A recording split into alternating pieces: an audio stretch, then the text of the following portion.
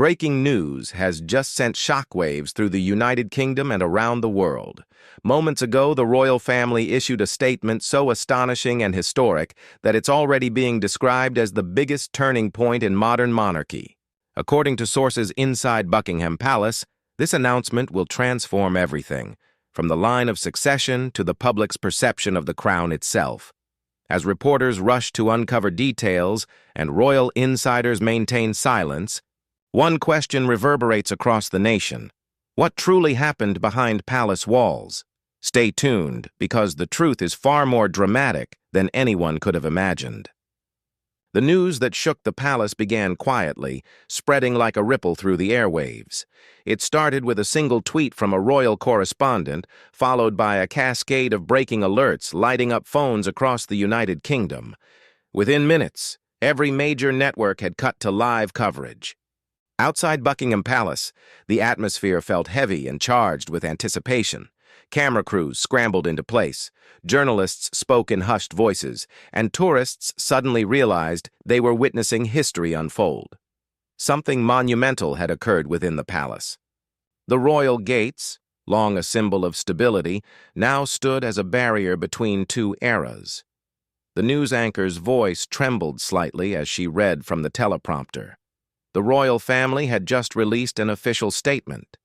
Details were scarce, but sources confirmed it signified a major change in royal protocol. The words were vague yet weighty, and though their meaning was unclear, everyone sensed their importance. This was no rumor. It was official. The royal household was known for its precision and rarely acted without careful intent.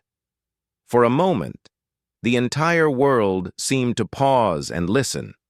Social media erupted, with hashtags like Acha Royal Shock and Buckingham Palace announcement trending within minutes. Speculation soared. Some wondered about the king's health, others whispered of abdication, and many believed younger royals might finally be stepping into long-delayed roles. Inside the palace, sources described a solemn but controlled mood. Royal aides moved quickly through corridors lined with portraits of past monarchs. They had been preparing for this moment for weeks, perhaps even months, under strict secrecy.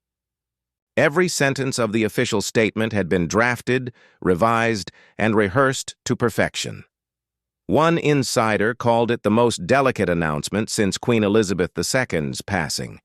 Yet this time, no one had died. This was a decision that could redefine the monarchy itself. Across London, crowds began to gather outside the palace gates. Some brought flowers, others stood silently, faces illuminated by phone screens, streaming live updates. A woman holding a small Union Jack murmured to a reporter, "It feels like the end of something. We just don't know what yet." As the palace clock struck 12, its chimes echoed through the cold London air. Inside, the king met with his senior advisors for a final briefing. Moments before the announcement went public, he gave his quiet approval. Those present described him as calm but contemplative, fully aware that his decision would reshape the monarchy for generations to come. When the palace spokesperson finally stepped before the cameras, the crowd's noise fell into silence. Microphones clicked on. The world leaned in. The announcement was about to be read, and no one was prepared for what it contained. The monarchy, as Britain had known it, stood on the edge of transformation. But what led to this historic decision? Long after the spokesperson disappeared behind the gilded gates, the crowd outside Buckingham Palace remained frozen in suspense. The words, "a major shift in royal protocol," echoed across television screens everywhere. Behind that calm statement, however, was a story of tension, secrecy, and quiet confrontation within the palace walls. What could have prompted such a monumental move? That question would dominate British conversation for days. Insiders later revealed that signs of unrest had surfaced weeks earlier. In a series of private meetings, the king had grown increasingly reflective, often speaking about duty and legacy in ways that unsettled even his closest aides. Some described him as preoccupied, poring over old correspondence and revisiting notes from his mother's reign. He reportedly spent long evenings alone in the palace library, surrounded by portraits of his ancestors who had borne the weight of the crown before him. But this time, those close to him sensed something different, a quiet, resolute decision forming in his mind. Elsewhere in the palace, tensions were rising as well. In a rapidly changing world, the monarchy found itself under unprecedented scrutiny. Public expectations were shifting, and the royal family struggled to balance centuries of tradition with the demand for transparency. Recent polling showed increasing support for a leaner, more modern monarchy that reflected 21st-century Britain. The king, ever sensitive to public sentiment, reportedly took these findings to heart. By late summer, he had summoned his top advisors for what one aide described as a defining conversation about the monarchy's future. Gathered in the palace's green drawing room, senior courtiers, constitutional scholars, and communication experts examined a document labeled Operation Renewal. The term would later appear in leaked emails and dominate headlines. The plan, sources said, proposed sweeping structural changes to royal duties, patronages, and the future roles of the next generation. The king's private secretary oversaw the operation with utmost secrecy, but the walls of Buckingham Palace have ears. Word soon reached insiders that the king was considering a bold step, one that could reshape the royal family's image and even the line of succession. Reports suggested that the prime minister had been quietly briefed under strict confidentiality. Outwardly, everything appeared normal, smiling faces, polite conversations. But within the palace, anticipation grew. Staff noticed more late-night meetings and the discreet arrival of legal advisors. One evening, an insider claimed to have heard the king raise his voice in frustration, an unusual display for a man known for composure. Whatever had been discussed that night marked a turning point. When the decision was finally made, it did. Not come with fanfare, but with a single, deliberate signature on parchment. The monarchy's fate had been sealed long before the world heard a word of the announcement. Inside Buckingham Palace, the atmosphere was unlike anything the staff had ever experienced. After weeks of whispered discussions and growing unease, the king's private quarters had become the command center for the most sensitive royal operation in decades. Behind closed doors, Operation Renewal was no longer a concept. It was reality. It had finally become a reality. Every corridor in the palace was filled with an air of quiet urgency, and every closed door seemed to hide another important meeting. Advisors moved through the night carrying briefcases filled with sealed documents and proposals stamped with the royal crest. The king, known for his precision, demanded complete understanding of every clause and constitutional detail. He wanted to be certain that his actions would strengthen the monarchy, not divide it. During one late-night session, he sat surrounded by his closest aides, the heavy drapes drawn and a single lamp casting a warm golden glow over the papers spread before him. Those present remembered a silence so deep that even the ticking of the clock seemed loud. "We must be certain," the king reportedly said in a calm but tired voice. "This decision cannot be undone." Beyond that room, the royal household was on edge. Rumors swept through the staff like wildfire. Some believed the king was preparing to abdicate. Others whispered that the line of succession had been altered, giving the Prince and Princess of Wales a more immediate role. There were even whispers that some senior royals had been told privately and had reacted with shock and disagreement. The Queen Consort, though she maintained a calm and cheerful appearance in public, was said to be deeply troubled in private. One insider described her as supportive, yet conflicted. She understood that the king was driven by duty, but the weight of his decision left her The nation seemed to hold its breath. The ink on the king's signature was barely dry when the enormity of the act began to sink in across Buckingham Palace. Chapter 3 of royal history had closed with a quiet stroke of a pen, and Chapter 4 was beginning in secrecy. Only a small circle of trusted figures knew what had been set in motion. Outside, London woke to a gray, ordinary morning, unaware that the monarchy had crossed a line it could never step back from. Inside, the corridors hummed softly with discreet activity. Messages were dispatched to government offices and coded calls were made to foreign embassies. The palace press office was ordered to withhold any public statement until midday, so key figures could be briefed privately. The king's private secretary was the first to leave the royal study, holding the sealed document that contained the monarch's decision. As he walked down the corridor, staff members avoided eye contact, pretending not to notice.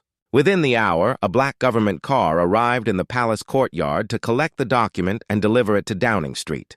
There, the Prime Minister waited, described by aides as bracing for the most significant royal communication in decades. Inside the palace, reactions were mixed. Some advisors felt relieved that months of uncertainty had finally come to an end, while others worried about how the public would respond once the announcement was made. In her private rooms, the Queen Consort sat quietly reviewing her notes from the previous night's discussions.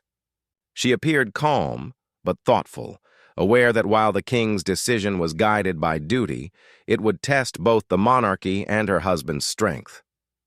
The Prince and Princess of Wales had been informed in advance, though not every detail was shared.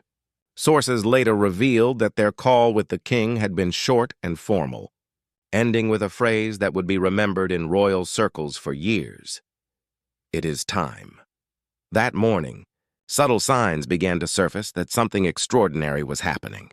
The royal standard was briefly lowered and then raised again. Security around the palace tightened. The royal household's social media accounts fell silent. Across London, news editors received embargoed press notices labeled sensitive. Everything pointed toward a historic announcement. The timing was deliberate. The king wanted the statement to be released as the noon bell struck, a symbolic gesture marking both an end and a beginning. As midday approached, reporters gathered once more in the palace courtyard, just as they had the day before. Cameras were fixed on the grand doors. The same spokesperson who had delivered the initial brief statement now prepared to reveal the full declaration. The atmosphere was electric. Inside, the king watched the live broadcast from his study, his face expressionless. Outside, the nation waited, unaware that the words about to be spoken would redefine the monarchy, the line of succession, and the meaning of royal duty in the modern world. When the palace clock struck 12, the world seemed to hold its breath. Chapter 4 had been filled with growing anticipation, and Chapter 5 began at the very moment history was spoken aloud. The palace spokesperson, dressed in black and flanked by 2 senior aides, stepped into the courtyard where dozens of reporters stood beneath gray skies. Cameras flashed, and the murmurs faded until only the distant hum of city traffic could be heard. The spokesperson unfolded the parchment with steady hands, cleared their throat, and began to read. By order of His Majesty the King, and with the counsel of the Privy Council and the Prime Minister, the royal household confirms a historic reorganization of the monarchy. Effective immediately, His Majesty announced that he would step back from active public duties to begin a transitional period of shared authority with the Prince of Wales. This moment marked the beginning of what would be known as the Regency of Renewal. The courtyard instantly filled with gasps and the rapid clicking of camera shutters. For a brief moment, even the reporters seemed uncertain whether they had heard correctly. The phrases "step back" and "shared authority" carried implications far beyond a simple rearrangement of royal responsibilities. This was not an abdication, nor was it a temporary medical leave. It was something entirely new, a partial transfer of power without relinquishing the crown. The monarchy was entering unfamiliar constitutional territory. Inside the palace, the king watched the announcement on a private monitor. His face remained calm, though those close to him later recalled that he exhaled deeply when the words were spoken, as if releasing months of quiet tension. The Queen Consort sat beside him, her eyes glistening. The statement continued, explaining that while the king would remain head of state, he would no longer oversee daily engagements. The Prince and Princess of Wales would take on expanded roles, representing the crown both at home and abroad.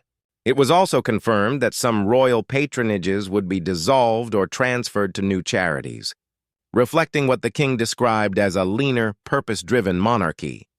Outside, the crowd was abuzz with confusion. Some applauded respectfully, while others whispered in disbelief.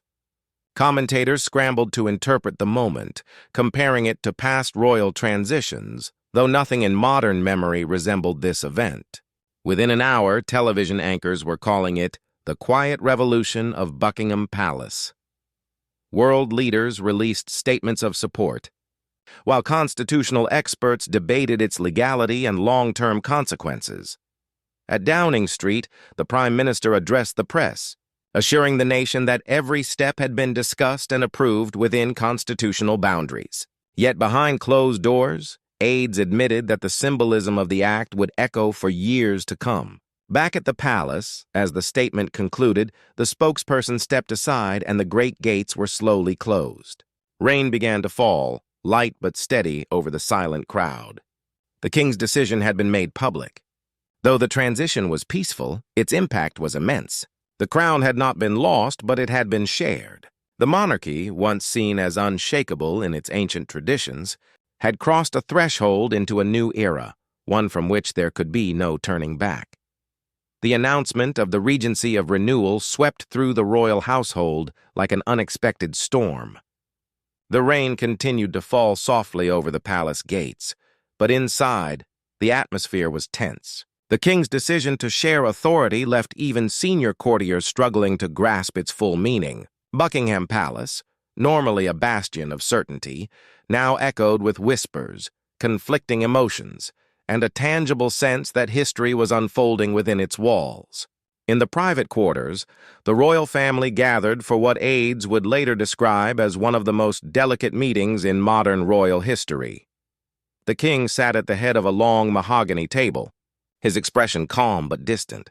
The queen consort sat quietly beside him, offering steady support. Across from them sat the Prince and Princess of Wales, both solemn yet resolute. Cameras were barred from the room, but insiders described the meeting as one filled with honesty, tension, and an unspoken understanding that life would never be the same again. The king began by expressing his confidence in his son and daughter-in-law, speaking of his long-held wish for the monarchy to evolve and remain connected to the people it served. He emphasized that this decision was not an act of surrender, but one of stewardship. Every crown, he reportedly said, is borrowed from the next generation. His words lingered in the air. The prince expressed deep gratitude, but also acknowledged the weight of the responsibility placed upon him. Though he had been prepared for kingship his entire life, this was different. He was being asked to become a co-sovereign in a modern experiment. The princess, graceful as always, was said to have taken careful notes and asked thoughtful questions about their new duties and the expectations that accompanied them. Beyond the meeting room, reactions were far less measured. Within the palace staff, confusion spread. Some viewed the change as visionary, while others feared it blurred centuries-old boundaries of authority. Aides loyal to the old order quietly worried about public confidence.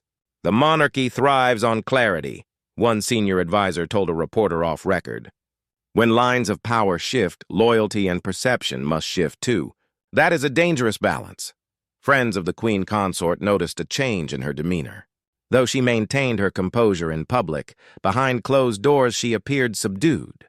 Some believed she felt her influence fading as the younger generation took center stage. Others thought she simply understood the magnitude of the king's sacrifice. Across the Atlantic, royal commentators speculated about what this meant for Prince Harry and Meghan. Their silence was deafening, and in the absence of comment, rumors spread quickly. Would this new chapter reopen old wounds, or perhaps mark the beginning of reconciliation? For now, the palace remained silent.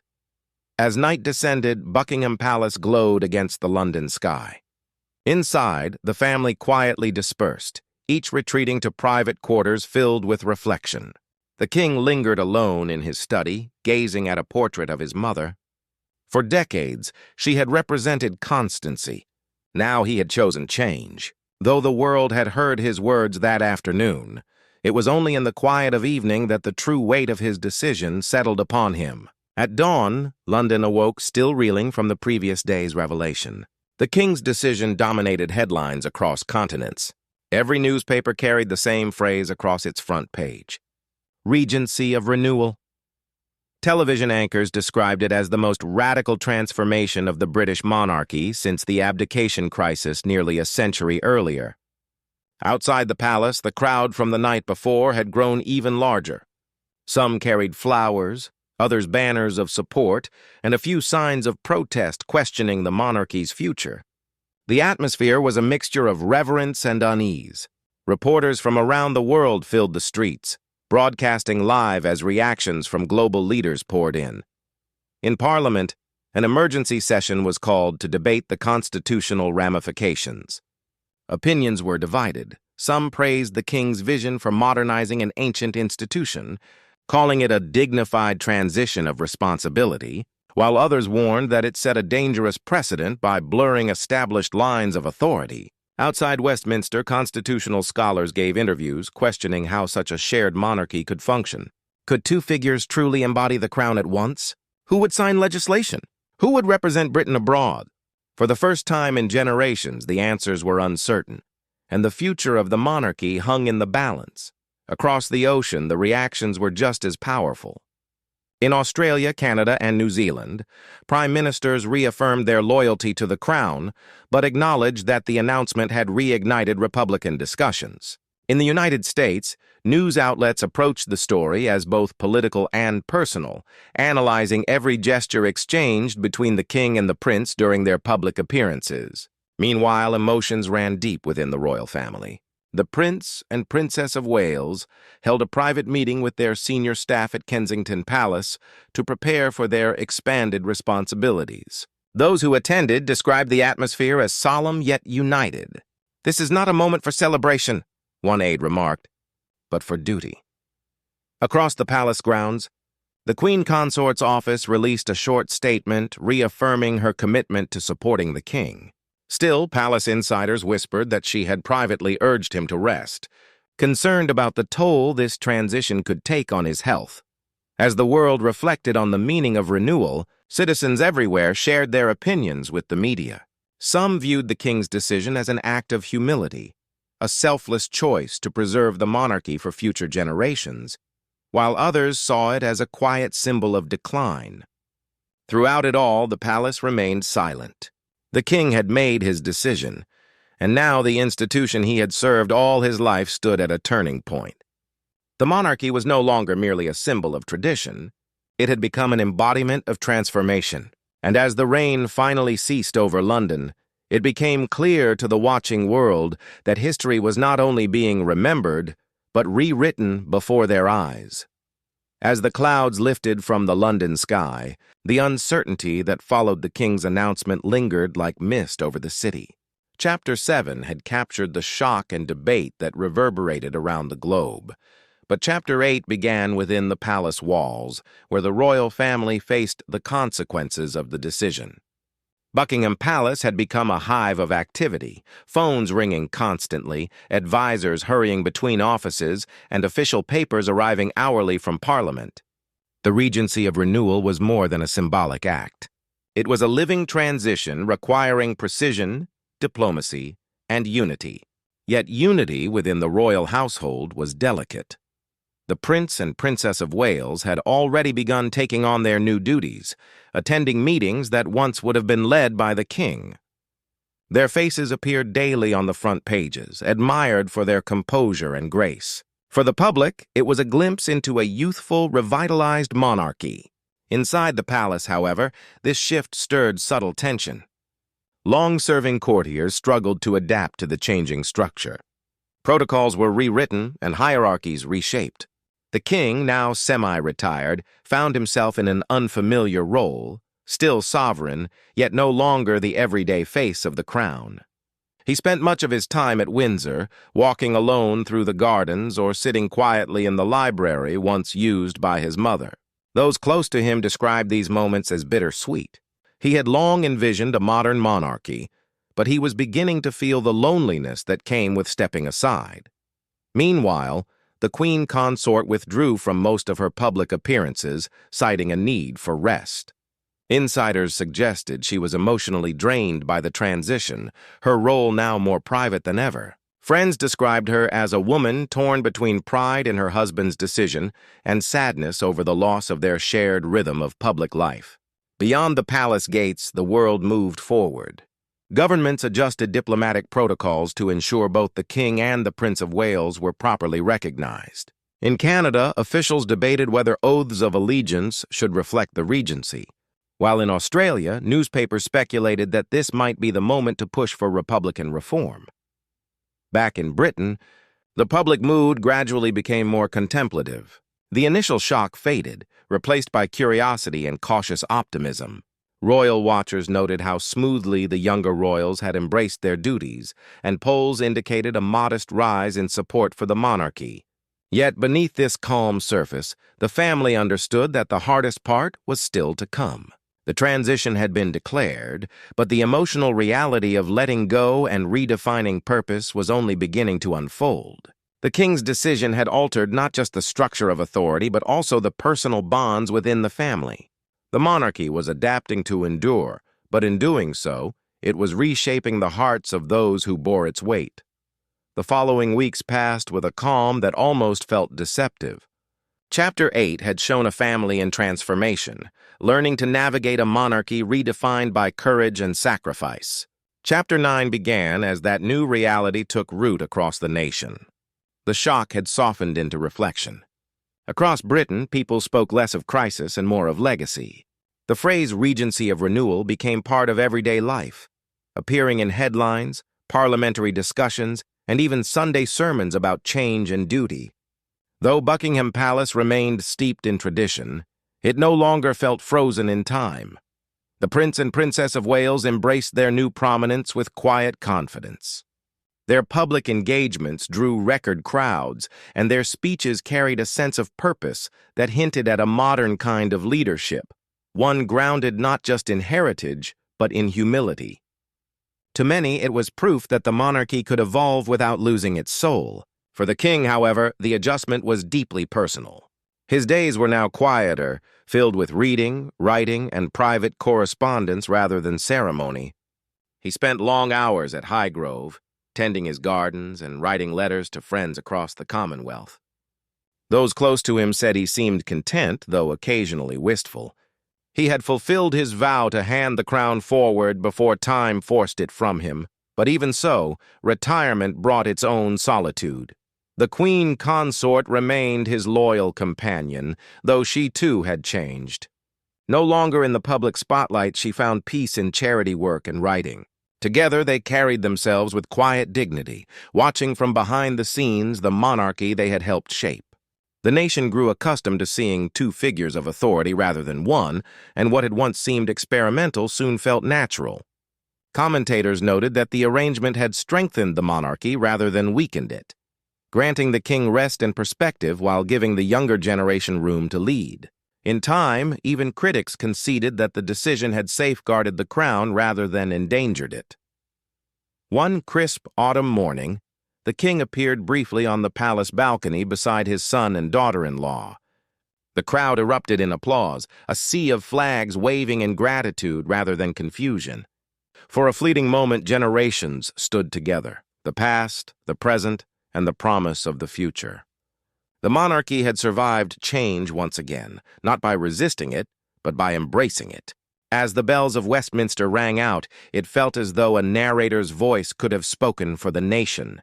The crown endures not because it stands still, but because it moves with time.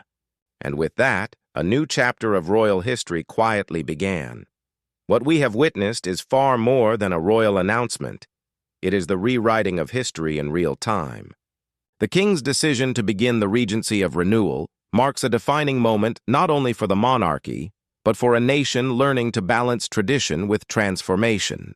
For the first time in generations, a sovereign has chosen legacy over power, unity over pride, and the future over familiarity.